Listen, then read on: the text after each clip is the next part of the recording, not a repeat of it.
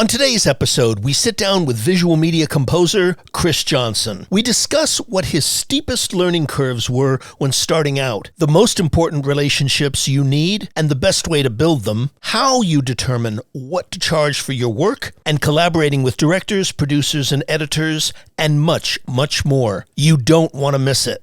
Insiders, are you ready?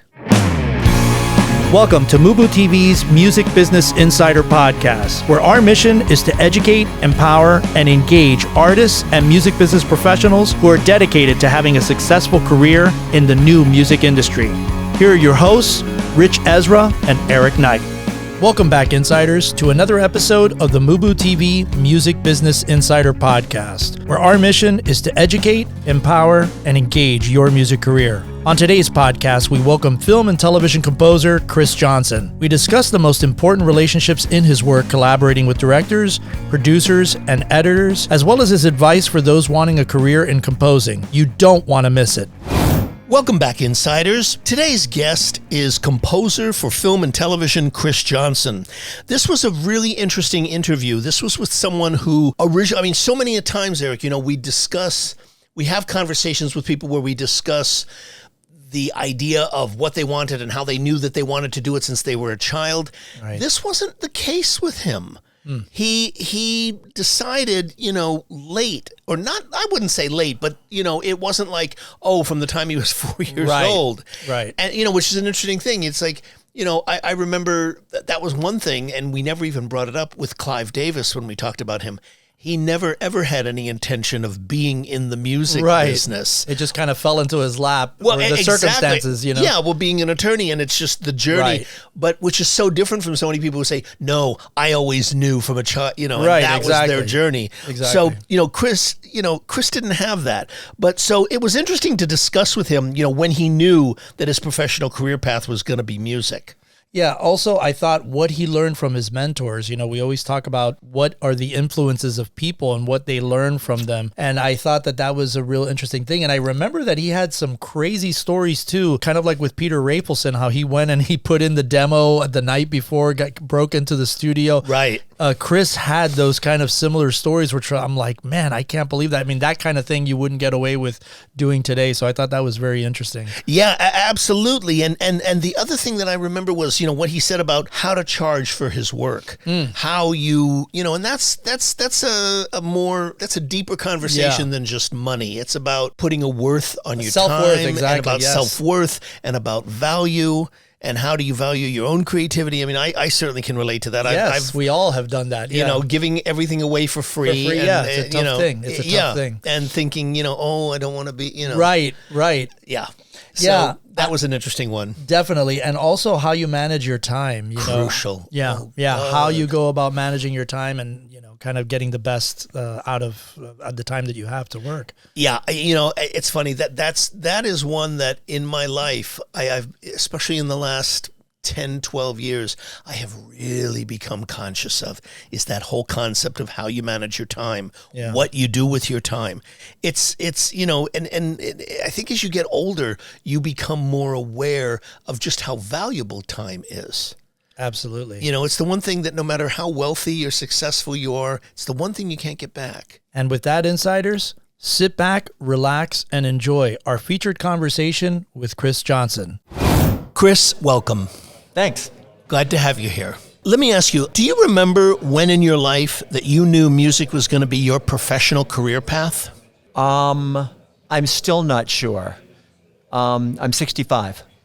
Okay. I've been playing music my entire life. Since I was 5 years old, I did my first live gig. So I never really thought about the exchange of services for money, which I guess is what makes you a professional. I've chased the buzz of making music. I've never done it for money. I've made a lot of it, but I've never done it for money. Just for the love of it. Yeah, there's a spirit and a connection that you get with other people in a way that when I create music, something reflects back to me and tells me who I am in the world. Okay. And that's a common theme with me. Okay. That's what art is in general. Okay. Interesting. No, I mean, we haven't heard that before from a lot of composers. So Chris, thank you for joining us. It's Eric. I'm so glad to have you on the show.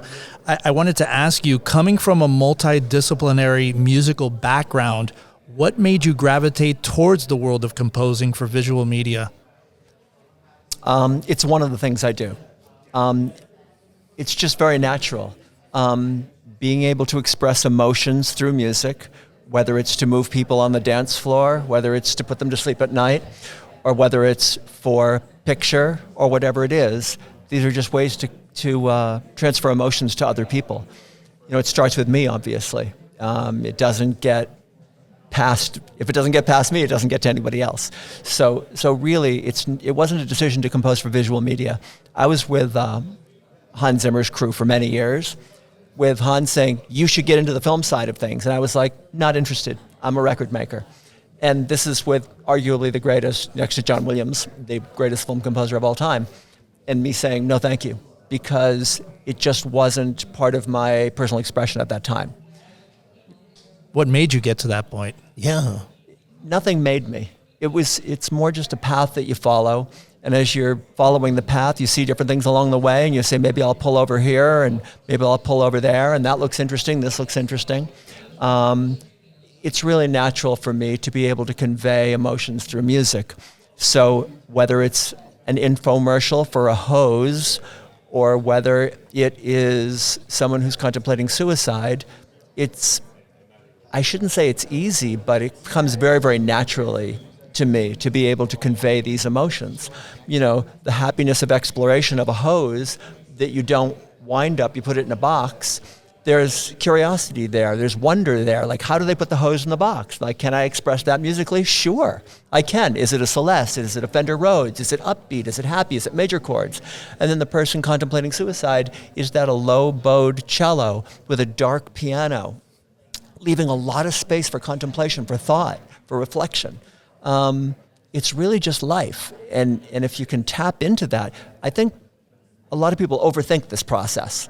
They don't get down to a very primal level of connection. And that's, connection and process are the two things that really drive me. As a creator, as an artist, I consider myself an artist just as much as I do a musician or a producer or a music maker or a multi-instrumentalist.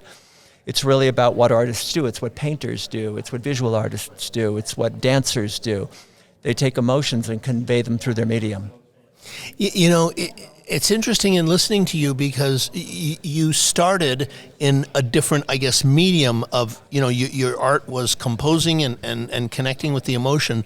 However, you evolved, I guess it would be fair to say, to visual media, to doing it for film or for television. And what I find so interesting about what you're saying is that with film or television, you as the composer, you as the artist, are serving and supporting the vision of the suicide feeling, the marriage ending. You're supporting what is a narrative as opposed to having to create something fully on your own without that other element, which is an interesting element to your art at that particular time. I mean, I can see why Hans would say you should get into, because it's a natural. I mean, do you see it now? Do you see that he was seeing something that you weren't at that time? I don't know. I guess I've always seen it. I mean, I can remember, 35 years ago, I did a commercial for Cadillac, and it was someone else's composition. I did it in my parents' basement in Medfield, Massachusetts, and I did the vocals on it. But when I read these lyrics, I remember them to this day, and it was, some people want more, not just a little bit. This is your life, and you're the only one who's living it. And the reason that I bring that up is because it's about the presence of the moment. You get one life, one moment. This is it. I chose to spend it with you guys here at this beautiful Muse Expo up at this hill with this beautiful view of the city, with Seth and his crew of merrymakers who help promote artists around the world, So I think that that's really what this is for me, whether it's visual or whether it's auditory or whether it's live. Before I started my career as a music producer, I had already done 2,000 live gigs. I started very young, and I played about 300 gigs a year. And I decided that by age 30, I hadn't made it in some ways a live performer, that I'd get behind the console. So I built a little studio in my mom's basement. And within a couple of years, I had people traveling from as far away as Florida, California, New York, England to come record in my mom's basement. And one of them, actually Jeff Pilson, the former bass player for Dokken, who's now with Foreigner, said, "You got to move to LA." I was just about to move to New York because I had so many people coming, like, Lonesome Dave Peverett from Foghat. I had all these crazy people coming to my mom's basement. And I came to LA and I saw what was here, and I just knew that this was a great fit for me. And so I was able to continue and really grow my career as a creative here. New York is very much about the business, and LA is very much about the creativity. So I had to make a choice to kind of rip my life on the East Coast up and bring it here. But it was really about pursuing that. It was about pursuing emotion. It was about how can I best use my talents to help other people convey their emotions, is what it turned into as a music producer. And find the heart and soul of what their message is, what their purpose is, what their why is. Yeah, what the why is. You had mentioned Hans Zimmer earlier, and I'm curious, who were the other mentors in your life that really made an impact on you as an artist? My dad. My dad was an absolutely unbelievably accomplished musician. He went to the Navy School of Music, took piano lessons for 11 years, didn't consider himself a pianist. He was unbelievable. Was at Pearl Harbor when it was bombed, conducting colors that morning. And then he moved to New York and became a first call session musician, is what they called it in the day. Yeah. Everyone sat around these bar rooms and said, "Hey, I need tenor, flute, trumpet, blah, blah, blah." And he would go in and read charts live to the acetate. No rehearsals. And sometimes they would say, "Herb, can you lean over the trumpet player's shoulder, transpose on flute?" And he would sight transpose to a different instrument live to the acetate. So that, my dad was probably my biggest influence. Unfortunately, he was an alcoholic and, didn't have a lot of space for me in his life. But his musicality, his musicianship, his love of music and jazz particularly, I grew up on jazz, and was so unbelievably impeccable. I'll never be half the musician that he was. He could transcribe solos in real time.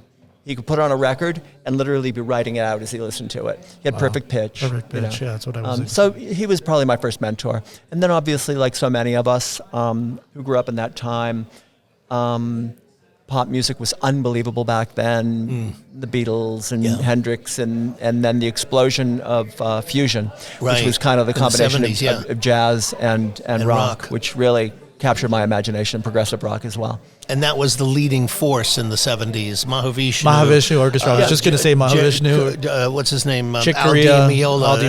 Chick Corea. So many. Miles they were Davis. Kind of stars. Who started it with Bitches Brew. And And I had a deep love of funk at the same time. I was a big follower of Marvin Gaye and a lot of those kinds of artists. Stevie Wonder, Sly and the Family Stone, Earth, Wind, Fire. Yeah. So I was in disco bands and toured around the United States playing bass, and then started singing lead and kind of doing that whole thing. So I learned a lot about, it's interesting now because, and I can just speak to the compositional side of things, my vocabulary is pretty large because I played hundreds of jazz songs from this thing called the Real Book, which is, a book of transcriptions about all these different styles of music. So I ended up playing 7 Steps Ahead to Heaven. I ended up playing Coltrane songs. I ended up playing all these things. I went to Berkeley for 2 semesters. And I played a couple thousand gigs, like I said. I've played hundreds of weddings. I've played dance clubs. I've played roadhouses. I've played so many, and even in LA, I've sat in with the artists that I play with. But what happened was I played hundreds and hundreds of songs in front of people. So you get, like a DJ, you get an intuition about, I've played so many chord changes that my vocabulary, not because I'm some genius, but just because I've played so many songs, is really, really broad.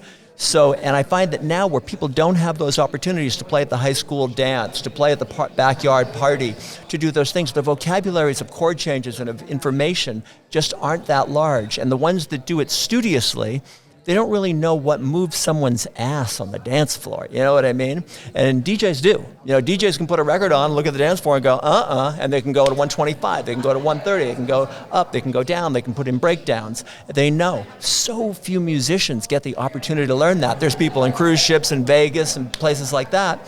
These are some of our great musicians in Vegas and on cruise ships and places like that, because they play so many different styles of music in so many different environments. And they can tell it's 8 o'clock, no one has any liquor in them. What do we play? How do we get those first people on the dance floor? Those are skills that translate to the top of the charts, as far as I'm concerned. David Lee Roth always used to say that. He said musicians can't play anymore because they didn't play covers. You know? Right. And I have to say that it's a big part of anyone's musical education is playing covers. Yep.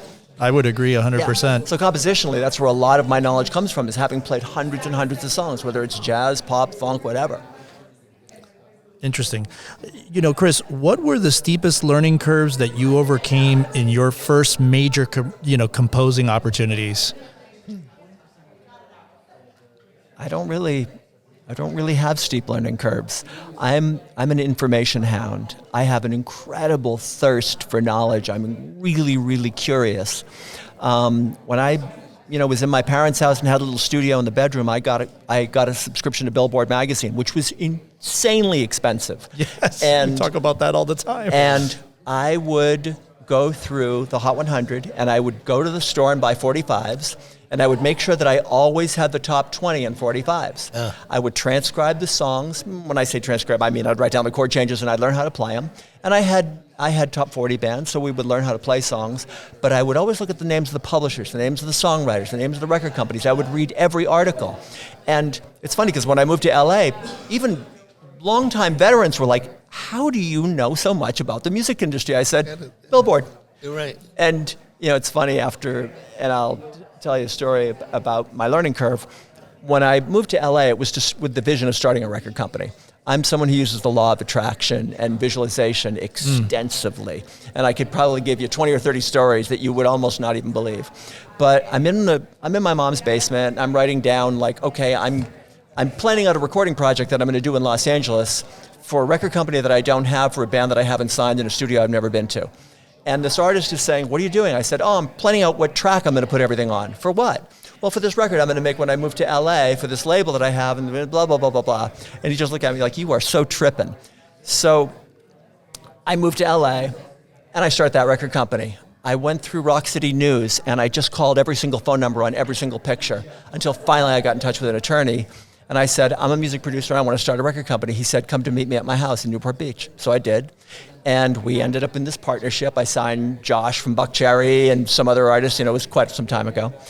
But, where was I going with this? Knowledge and information, the learning curve. So I was like, well, how do I learn everything about record companies? I said, well, I could get a job as an intern. I could hire an intern. And I said, you know what I'm going to do? I'm going to drive around town. I'm going to see whose trash isn't locked up. So I drove around to Warner Brothers, A&M, blah, blah, blah, blah, blah, blah.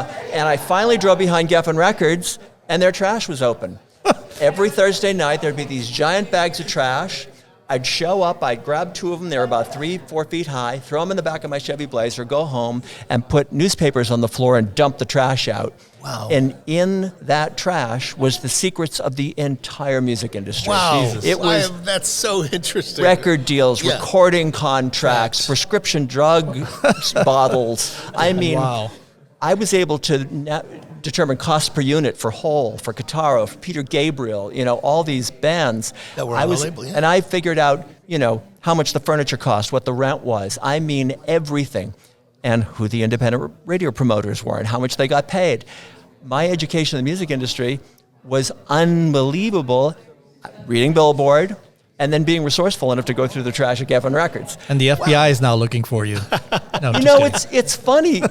I looked up the legality of it, and it was legal. It was on a public thoroughfare. Right. And as soon as you put your trash out in It's the public, public. it's It's legal. public, yeah. So that's a unique goes to show story. you that they Yeah. weren't shredding documents back then. Yeah. Well, some were, but they were all spreadsheets that I didn't really care about. But it was really interesting. There'd be homeless guys pulling out records and CDs or cassettes at the time. Right. And you'd find demo tapes and this and that. It was really, really fun. Wow. But so I got the knowledge that I needed because I was so curious, And, I ended up working with a lot of people. I'd say, well, what's the cost per unit? They'd say, what do you mean cost per unit? I said, well, how much did you spend on marketing? How much did you spend on the record? How much did you spend on pressing? How many are in the stores? Where are they? What's the retail tracking? People look at me like, holy crap. And it was really just because of my curiosity. So when it comes to scoring for picture, really, I just look at look at what other people are doing, and I say, okay, what's the intro like? What are the chord changes like? What's the instrumentation like? I'm a student, and still to this day. And I can tell you that I only started my working with picture has been very sporadic over the years because I'm basically a multi-instrumentalist, engineer, and producer.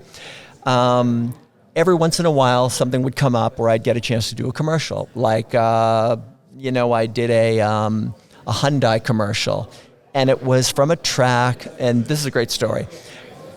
I did a track for a commercial, this woman that I knew, and she called me up and she said, this is a piece of garbage. I wouldn't listen to this with my office door open. This is embarrassing. And I was like, I had never been talked to like that in my life. So I didn't really have much favor with her. About, I don't know, a few months later, she calls me up. She says, remember that track you did? I go, yeah. And she said, I have someone from a music library that might like to buy that for $1,500. I said, that's a $10,000 track. This is after she told me that it was a piece of junk. and she said, yeah, I don't think I can get 10,000. As soon as she said that, I knew this is a pre-sale. She sold it. And I just knew, my intuition. So she said, let me see what I can do. She calls me back and she says, I think I can get you $5,000. I said, okay, let me tell you something. If you can get me $5,000 after 30 minutes, that means it's a pre-sale. You already sold this, and this is already printed. I said, I'll take your $5,000, but I want musicians union, publishing, I want it all. And she said, done. She did pre-sell it, and they tried to scam me and say that it was for a music library. Wow. That was a Hyundai commercial, ended up being an award-winning commercial, ended up making me, I don't know, probably 6 figures. That one commercial did. Wow. And it was on over and over and over again. My wife and I were doing The Secret at the time. Yeah, I don't know if you ever know Yes, The of Secret. course, I'm a big... We're doing The Secret, and checks in the mail, checks in the mail, checks in the mail. My wife is saying checks in the mail. Suddenly the first day we get like 15 checks in the mail. The next day it's 10 checks. The next day after that from the airplay. Yeah. It just started adding up like crazy. And it was just an example of like being super curious, going for it, standing for what I wanted, you know what I mean? And it's just amazing how sometimes these things happen. About 10 years ago, I was determined that I was going to get into either music library work or whatever. So I got a couple of guys, a good friend of mine from Universal quit his job as the head of film and television to start a music library with me. He got another guy from Universal to quit his job. We started a company called Magnetic Music. It was at a bad time because it was when royalty-free really started, and the whole industry was fighting royalty-free at the time, which wasn't really royalty-free. But so a friend of mine named Jay Rifkin, who was the guy who brought me into Hans Zimmer's camp, his partner. Grammy winner and whatever, really super successful. We started to do commercials together, and in the last 10 years, I've probably done 200 international commercials. Wow. And the money's been great. Yeah. The exposure's been unbelievable. They're worldwide, not just the United States, but they're around the whole world. Right. So the royalties have been pretty crazy. So this was composing to picture for 200 commercials. These are long form, 30-minute commercials that play at night all over the UK. Right. Sometimes they'd be 15 seconds, 30 seconds, 1 minute, 2 minutes, 15 minutes, 30 minutes. So I would have to do so much underscore for these commercials and really have to convey a wide variety of motions at no minor chords, no sus chords, no 1-6-2-5. It was an entirely different vocabulary than I was used to. It was kind of like back in the disco days when everything was kind of positive, 1-4-5. So, and if you want me to, I can tell you a little bit about the royalty thing, which I think is going to apply to maybe some of your listeners. Royalties were great. We had a great model for how we got companies to use our music. And, up to COVID, our royalty stream kept getting bigger and bigger and bigger. Distribution around the world. We had so many commercials that we'd have as many as 80 networks playing our music every day. Wow. Songs that I wrote, played all the instruments on and produced. And COVID hit and we were like, oh my God, this is a gold mine. Everyone's going to be home watching television and we're going to see these royalty statements go through the roof. And they went down. And we kind of went, wait a minute, what's going on? We thought that, because we collect through ASCAP, PRS, we collect through a variety of services. Sure. And we're kind of like, what's going on? Then the next quarter, they went down. We're like, wait a minute. And what happened was it backfired. less people were watching cable and more people were streaming, so that our commercials didn't have nearly the visibility. Then the ad buy started to go down. And what happened is, and this kind of is affecting everyone now, the ad buys started to go across social media. So now they were buying at Facebook, YouTube, Google, pre-roll, all the rest of it, rather than spending the money on the television commercials. So no TV commercials, no royalty payments, or a fraction, like 1/100th, you know. So streaming really decimated our royalty stream. This last check that I just got was probably 1/10 of pre-COVID. 1/10. Wow. Yeah, it's remarkable. So anyway, whether it's composing for picture, whether it's composing for commercials, whether it's working with an artist, whatever role I have to play, it's all about curiosity for me, you know, and finding my way in. Okay. Let me ask you, for those who are seeking a career as a composer or in music to make a living serious that they're committed, what advice do you have for people wanting to do that? It really depends on what you call make a living. You know, a lot of people have different ideas of what that even means. To be fully self-supporting, to be able to afford shelter, transportation, food, health insurance, maybe have a family. It is absolutely brutal right now. It's hard to be super encouraging. And really what it requires is having multiple income streams.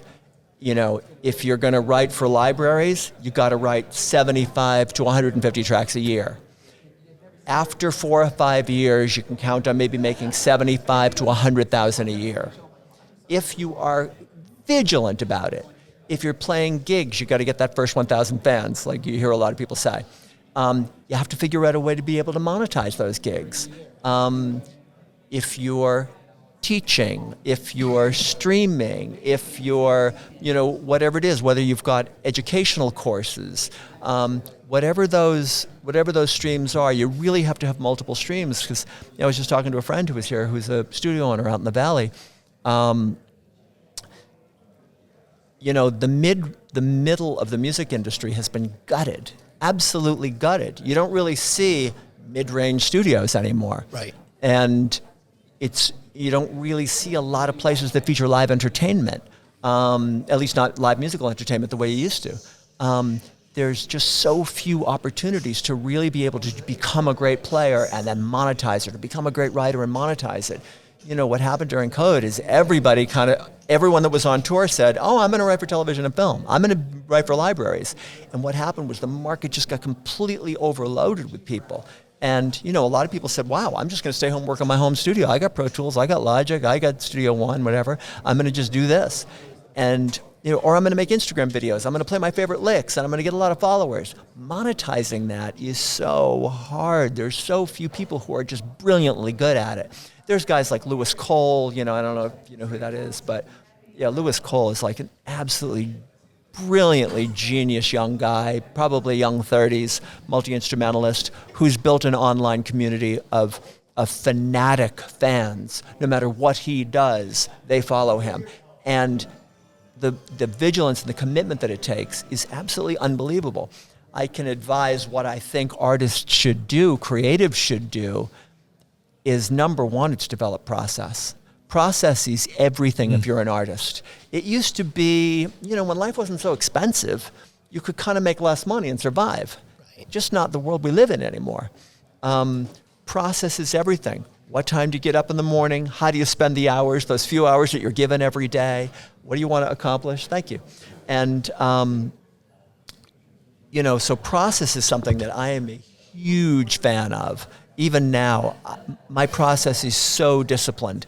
And I believe that self-discipline equals self-love. If you throw your time away, you throw your life away. And people who throw their life away don't have meaning, they don't have purpose, they don't have curiosity, they don't have drive, they don't have joy. So self-discipline equals self-love. And I know you are self-disciplined. The work, and can I speak to that for a second? I'll move back to process. Sure. But I can move to the work that you've done. My companies have been using your work. I haven't been recently because I haven't had that kind of company. But my companies have been using your products it feels like over 20 years. Is that possible? I've been at it for 30. Okay, so that's 32 true. to be exact, yeah. No, my record companies, Wow. we would buy your products, we would photocopy them, and then everyone in the office would be like have these highlighted lists and crossed out and phone calls. I mean, the value that you brought to the industry then and the value that you bring now, you're doing something that it's funny because I was telling my girlfriend I'm going to be on this podcast. She was like, who is it? And I told her who you were. And the value that you've brought to the industry, I don't think there is another human that brings this kind of value the way you have. And you've done it for so long. You've affected my life and my businesses through your directories. Oh, wow. So Thank you. how we reconnected or how we connected in the first place was you have this crazy great newsletter. I mean, I have to tell you, I get a lot of industry newsletters. Right. It's the best one. Oh, the thank way you. you curate the information is so special and so vital and so important. It's not just fluff. It's real stuff that's usable information that has value. And the directories that you've put out for so long have been so valuable. When there was the spiral bound and then you finally did it on an Excel sheet. Right. And I'll tell you, they were a lot more expensive and they were worth every single dime because we could create database queries, we could do emails, we could do, so many things we could do with those directories. And now I look at what you're doing, it doesn't exist, and the fact that you update them the way you do, it is I'll tell you, anyone who's not using these directories, they're missing out on a huge asset in the music industry. And that's anywhere in the world. You want to connect with the best of the best, you know who they are, and you vet these lists all the time. So for anyone who doesn't know, they're some of these music industry directories are some of the most valuable resources that exist in the music industry as far as I'm concerned. Well, thank you. I appreciate that. And we have a very coupon much. code MUBUTV10 that you can get those. So get them. Definitely. No, there's just no question about it, And I can remember they would just be like these tattered, worn out, coffee stained things, And then the next one comes out, finally. Exactly. But we would do the next one. Yeah, the film and television guides, all of it was just so A&R, lawyers, publishers, Yeah, there we go. Yeah, exactly. So Absolutely. freaking valuable. But anyway, back to process. Process is kind of everything, especially now, because we've got to be able to serve so many masters in order to make a living. I'm not a legacy musician. I'm not a guy who's got some, that one evergreen track. And I've worked on a lot of great shit. I've had #1 records and I've had a lot of great shit, but I never, as a composer, had an evergreen. And I've even had great commercials, and I got an ASCAP statement the other day, and I was kind of like, "Oh crap, that thing!" It was great to get that check. A few $1,000 I didn't expect, but so this is process based. It's about, for me, it's about having daily rituals that feed my creative process. It's about knowing at 6 o'clock I'm going to wake up and I'm going to have a great morning, and then I'm going to go out for a walk, and when I'm on that walk I'm going to listen to motivating content of some kind. Then I come back and I'm going to do a half-hour meditation. I study with a Buddhist meditation teacher, and then I do what I call my morning activation at 8:30. I stimulate myself creatively, intellectually. I put a lot of great stuff in my head, and then at 9 o'clock I do what I call deep work. I shut off the phone, whatever it is, and I concentrate for 2 focused hours with absolutely no interruptions on whatever the single most creative, most involved task that I have to do is. And then I go into shallow work for a couple of hours, which is things that are more mundane, like let's say tuning a vocal or timing guitar parts or maybe printing some stuff, whatever it happens to be. But for the deep work time, I try to get 8 hours worth of work done in 2 hours, which is totally possible if you've got the right mindset, if you've got the right intention, the right focus, integrity to it. And then when I have lunch, I either go out for a walk, I go for a swim, and I really have a very scheduled day. And when I go out for a walk, I listen to, material that I create. Like I have mantras, I have mission statements, I have vision statements. I have an AI that plays them back, and I listen to them while I walk. I put symphonic music behind it to give it more emotion and value. And then I go into my day, which is, the second part of my day, which is I have a marketing company, and we do branding work, personal branding at scale. And I have a lot of, I do cold email, several thousand a day. I do social media and have worked with everyone from the Kardashians to the Jacksons, DuPont, Wells Fargo. So I've had this other life as well, more as an owner and as a consultant than as an actual practitioner. But now I'm getting more into it because it's just, that's where we are in society. Connection is everything, especially in this age of AI. And if you want to get into that, we can get into that. Yeah. No, Chris, I want to thank you so much for coming by and My doing this. pleasure. I'm so very grateful to you. We both are. We appreciate it immensely. Of course. For coming and doing this. Wow, you were right, Eric. This was a great conversation. Yeah. You know, I mean, the whole thing about, you know, what to charge for your work, you know, collaboration, all of those things that we talked about, really interesting things. His thoughts on collaboration, I thought, were really interesting because, you know, when you talk about a composing job or writing for visual media, even if you're doing it yourself, even if you're a sole writer, you know, from being in a band, there's still that element of collaboration. And in composing work, you've got to work with a director, you've got to work with an editor, you've got to work with the engineers, the musicians who are going to execute your music.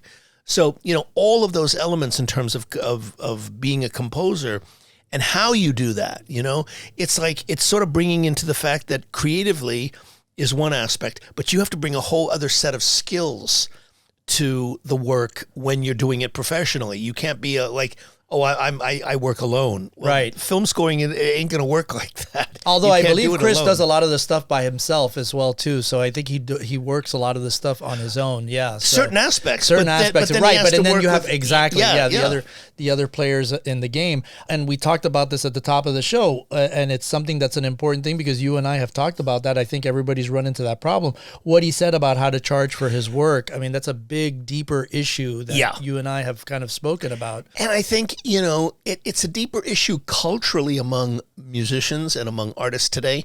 You know, we've spoken many times about how the value, if you will, the value of music has radically changed. Right. You know, even classic stuff, you know, by major artists that, you know, we hear on the radio all the time has come way down in value. I was speaking with the licensing person at Sony. This was many years ago. And she was telling me, you know, she was looking at a classic track of a band. And, you know, when they look at it in the sync department, they have the history of what they've licensed it for. And she was saying, you know, 10 years ago, this track went for $60,000. Wow. For the licensing fee. Right. And they just negotiated, you know, for 29. Right. And it's like literally within, you know, It's gone down to. and this was a major hit song by a major act. I mean, it's a classic and you would know it. And it's just, it goes to the heart of what we're talking about with like, how do you charge and what do you charge? Right. You know, for your time and putting a value on your time. You know, It's that was such an important thing. Yeah. such an important thing. A friend of mine, you know, a very dear, close personal friend of mine taught me that, you know, and it was when I was quite young, you have to learn to put a value on your own time. And as an artist, I would say the same thing.